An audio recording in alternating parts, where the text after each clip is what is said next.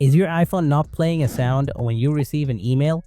This can be frustrating, especially if you rely on notifications. Don't worry, follow these steps to fix the issue and get your email alerts working properly again. Before you start, make sure to turn it off. Do not disturb mode. Turn off low power mode. Turn off silent mode. Now go back to the main solution. Solution 1. Check important settings. Open settings, scroll down, tap sounds and haptics. Scroll down, tap new mail. Select a sound from here. Solution 2. Check email notification settings. Open settings on your iPhone. Scroll down and tap notifications.